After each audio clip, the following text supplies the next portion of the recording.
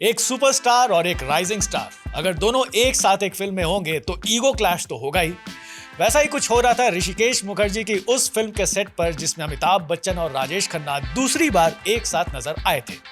हालांकि दोनों ने पहले आनंद में एक साथ काम किया था, पर इस फिल्म के बनने तक इंडस्ट्री के डायनामिक्स चेंज हो चुके थे। अमिताभ स्ट्रगलिंग एक्टर से एंग्री यंग मैन बन चुके थे और राजेश खन्ना की कुछ फिल्में फ्लॉप होने लगी थी। ऐसे में यह फिल्म दोनों के लिए एक मौका था खुद को एक दूसरे से बेहतर साबित करने का। और जब फिल्म रिलीज हुई तो कहानी सिर्फ स्क्रीन पर नहीं बल्कि रियल लाइफ में भी लिखी जा चुकी थी। खुद राजेश खन्ना ने मान लिया था कि उनका दौर खत्म हो चुका है और इंडस्ट्री को उसका नया सुपरस्टार मिल गया था।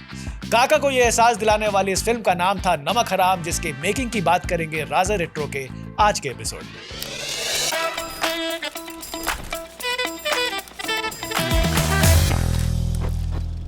नमक हराम 1973 के विंटर्स में रिलीज हुई थी और ये ऋषिकेश मुखर्जी की पिछली फिल्मों से बिल्कुल अलग थी। जो फिल्ममेकर अपनी वार्म कॉमेडीज और सॉफ्ट फैमिली ड्रामा के लिए जाना जाता था, उसने इस बार अपना फोकस पॉलिटिक्स, पावर और क्लास कॉन्फ्लिक्ट पर शिफ्ट किया था।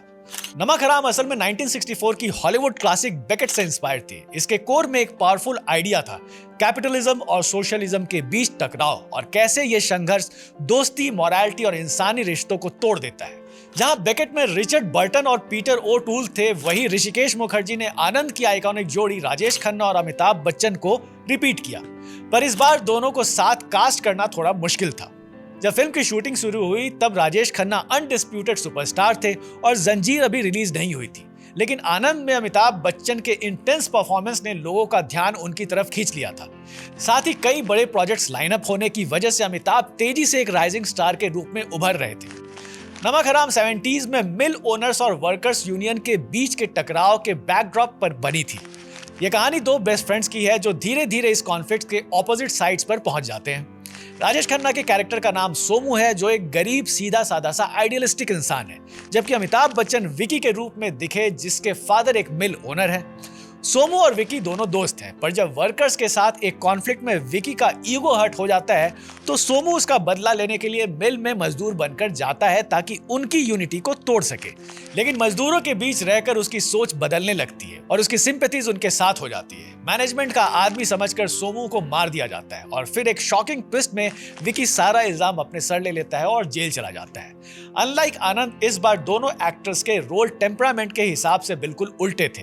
ऋषिकेश मुखर्जी ने इस फिल्म में अमिताभ को एक्सट्रोवर्ट कैरेक्टर दिया और काका को थोड़ा इंट्रोवर्ट। अमिताभ बच्चन ने अपने सोलो पोर्शन 1972 में ही कंप्लीट कर लिए थे, जबकि राजेश खन्ना उस वक्त कई फिल्मों में बिजी थे। लेकिन जब राजेश खन्ना ने शूटिंग स्टार्ट करी तो कुछ ही दिनों बाद जंजीर रिलीज हुई और अमिताभ बच्चन पॉपुलर स्टार बन गए। इस वजह से फिल्म का क्लाइमैक्स जो अभी शूट होना बाकी था, वो इन दोनों स्टार्स के बीच एक फ्लैश पॉइंट बन गया। ऋषिकेश मुखर्जी ने एक इंटरव्यू में बताया कि पूरी शूटिंग के दौरान दोनों एक्टर्स को क्लाइमैक्स के बारे में कोई आइडिया ही नहीं था।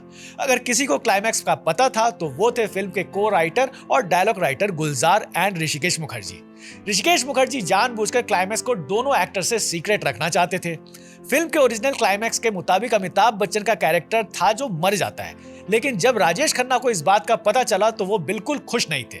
सबको पता था कि राजेश खन्ना को स्क्रीन पर मरने वाले रोल से एक अलग ही लगाव था। उनका मानना था कि उनकी सबसे यादगार फिल्में वही है जहां उनका कैरेक्टर एंड में मर जाता है, जैसे आनंद और सफर। इसलिए नमक हराम में उन्होंने इंसिस्ट किया कि डेथ सीन उनका ही होना चाहिए। राजेश खन्ना इस बात पर अड़ गए और ऋषिकेश मुखर्जी से कह दिया कि बड़े स्टार्स होने के नाते उन्हें ही डेथ सीन मिलना चाहिए। ऐसा कहा जाता है कि अपनी बात मनवाने के लिए उन्होंने अपनी ही फोटो पर फूलों की हार भी चढ़ा दी। ये सब देखकर ऋषिकेश मुखर्जी ने डिसाइड कर लिया कि राजेश खन्ना को डेथ सीन दे दिया जाए। फिल्म के को राइटर गुलजार ने भी कहा कि नमक हराम में हमें एंड चेंज करना पड़ा क्योंकि ऋषिकेश मुखर्जी ने राजेश खन्ना को डेथ सीन का प्रॉमिस कर दिया था। इस डिसीजन से अमिताभ बच्चन काफी अपसेट थे। स्क्रिप्ट राजेश खन्ना के कहने पर चेंज हुई थी और ये बात अमिताभ से शूटिंग के दिन तक छुपाई गई। उन्हें डायरेक्टर के इस बिट्रेयल से गहरी चोट पहुंची। ऋषिकेश मुखर्जी ने एक इंटरव्यू में कहा था कि हिंदी फिल्मों में जो मरता है वही हीरो माना जाता है, इसलिए दोनों ही हीरोइक दिखना चाहते थे। शूटिंग के दिन ही अमिताभ को सच पता चला। वो बहुत दुखी हो गए, इतना कि कई दिन तक अमिताभ ने ऋषिकेश मुखर्जी से बात तक नहीं की। कहते हैं कि इस इंसिडेंट ने अमिताभ बच्चन और राजेश खन्ना के बीच ऐसी दूरी पैदा कर दी कि दोनों ने इस फिल्म के बाद कभी साथ काम नहीं किया।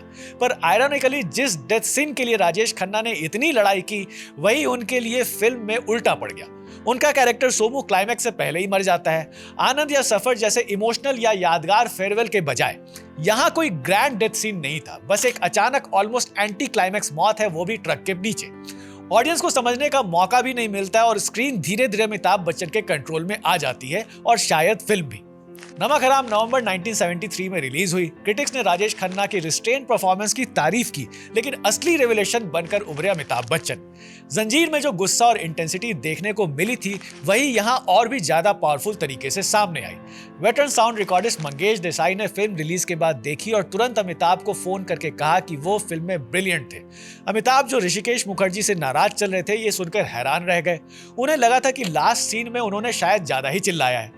अमिताभ को बिल्कुल अंदाजा नहीं था कि उनका वही लाउड एंगर ऑडियंस को इतना पसंद आएगा, खासकर वो सीन जहां मिल वर्कर्स उनके दोस्त सोमू को पीटते हैं और अमिताभ बच्चन गुस्से में बस्ती में जाकर चिल्ला के कहता है किसी माइकल लाल में हिम्मत जो मेरे सामने आए। एक्टर और फिल्म मेकर सचिन पिलगांवकर ने बताया कि जब वो थिएटर में नमक हराम देख रहे थे, जैसे ही वो सीन आया जब अमिताभ बच्चन गुस्से में चैलेंज करते हैं लोगों को, पूरा थिएटर तालियों से गूंज उठा। हर कोई क्लैप कर रहा था। ये अजीब था। फिल्म के हीरो राजेश खन्ना थे, लेकिन लोग अमिताभ के लिए चीयर कर रहे थे। इसका मतलब सिर्फ एक ही था, वक्त बदल चुका था। इस रोल के लिए अमिताभ बच्चन ने best supporting actor film fair award जीता। उन्हें जंजीर के लिए बेस्ट एक्टर कैटेगरी में भी नॉमिनेट किया गया था, लेकिन अवार्ड ऋषि कपूर को बॉबी के लिए मिला। उस साल राजेश खन्ना को एक भी अवार्ड नहीं मिला। नमक हराम असल में वो पहली फिल्म थी जहां इंडस्ट्री में पावर का बैलेंस धीरे धीरे अमिताभ बच्चन की तरफ शिफ्ट होता दिखा। खुद राजेश खन्ना ने भी इसका अंदाजा ट्रायल शो के बाद ही लगा लिया था। सालों बाद उन्होंने कहा, जब मैंने लिबर्टी सिनेमा में नमक हराम देखी, मुझे समझ आ गया था कि मेरा वक्त खत्म हो रहा है। मैंने ऋषिकेश मुखर्जी से कहा कि ये रहा कल का सुपरस्टार। इस फिल्म की एक खास बात थी उसका म्यूजिक, जिसे दिया था आर डी बर्मन ने। लिरिक्स आनंद बख्शी के थे और डायलॉग्स गुलजार ने लिखे थे। किशोर कुमार की आवाज में दिए जलते हैं, नदिया से दरिया, मैं शायर बदनाम जैसे गाने आज भी याद किए जाते हैं। फिल्म में रेखा फीमेल लीड थी, लेकिन ये टिपिकल अमिताभ रेखा फिल्म नहीं मानी जाती है, क्योंकि वो राजेश खन्ना के ऑपोजिट थी, जबकि अमिताभ के साथ सिमी ग्रेवाल थी। अमिताभ रेखा की जोड़ी को असली पहचान 2 साल बाद दो अनजाने से मिली। नमक हराम में रजा मुराद ने भी एक यादगार रोल निभाया था, यंग पोएट आलम का, जो मिल वर्कर्स के गुस्से और सपनों को आवाज देता है। जब नमक हराम की शूटिंग शुरू हुई थी, तब राजेश खन्ना सुपरस्टार थे और अमिताभ बच्चन को एक फ्लॉप एक्टर माना जाता था। राजेश खन्ना की डेट्स मुश्किल से मिलती थी, इसलिए मेकर्स ने पहले अमिताभ के सीन शूट किए। जब ये रशेस डिस्ट्रीब्यूटर्स को दिखाए गए तो उन्हें लगा कि अमिताभ ही फिल्म के मेन हीरो हैं और राजेश खन्ना सिर्फ गेस्ट अपीयरेंस कर रहे हैं। इस वजह से वो फिल्म खरीदने में हेजिटेंट हो गए थे। ऋषिकेश मुखर्जी जैसे सीनियर फिल्म मेकर के रेपुटेशन की वजह से डिस्ट्रीब्यूटर सीधा मना नहीं कर पा रहे थे, लेकिन उन्होंने अमिताभ की परफॉर्मेंस में कमियां निकालना शुरू कर दी। आखिरकार बात उनके हेयर स्टाइल तक पहुंच गई। कुछ डिस्ट्रीब्यूटर्स ने मजाक उड़ाते हुए अमिताभ के बारे में कहा कि तुम्हारा हीरो तो बंदर जैसा लगता है, इसे बोलो अच्छा हेयर कट कराए, कम से कम पता तो चले कि इसका कान है भी या नहीं। ये बात सुनकर सब हंस पड़े, लेकिन वक्त ने दिखाया कि वही अलग पर्सनैलिटी और स्टाइल अमिताभ बच्चन को बाकी सबसे अलग बनाने वाला था। कुछ महीनों बाद प्रकाश मेहरा की फिल्म जंजीर रिलीज हुई और अमिताभ बच्चन ने हिस्ट्री क्रिएट कर दी। वो यूथ के नए हीरो बनकर उभरे। इसी दौरान राजेश खन्ना का करियर एक लीन फेज से गुजर रहा था। जंजीर की सक्सेस के बाद वही डिस्ट्रीब्यूटर जो पहले हेजिटेंट थे अमिताभ की फिल्म खरीदने में, अब फोन करके कहने लगे कि अमिताभ का रोल बढ़ाया जाए और फिल्म में उनके लिए और एंग्री सीन्स ऐड किए जाए। उन्होंने ये भी डिमांड किया कि फिल्म के पोस्टर्स और पब्लिसिटी में अमिताभ को इक्वल फुटेज मिले। प्लानिंग के वक्त अमिताभ सिर्फ एक को एक्टर थे, लेकिन रिलीज तक आते आते वो ऑलमोस्ट इक्वल फुटिंग पर आ चुके थे राजेश खन्ना के साथ। और सिर्फ स्क्रीन पर ही नहीं, स्टाइल में भी बदलाव आ गया था। अमिताभ का वो कानों को कवर करने वाला हेयर स्टाइल एक ट्रेंड बन गया था। देश भर में लोग उसे कॉपी करने लगे थे। स्टारडम के शिफ्ट की सबसे इंटरेस्टिंग झलक बॉम्बे के सैलून के बाहर बोर्ड पे दिखी, जहां नए दौर का ऐलान कुछ इस तरह लिखा गया था, राजेश खन्ना हेयर कट 2 रुपए, अमिताभ बच्चन हेयर कट 3.5 रुपए। तो ये थी कहानी नमक हराम के बनने की। आपको ये कहानी कैसे लगी हमें कमेंट बॉक्स में बताइएगा।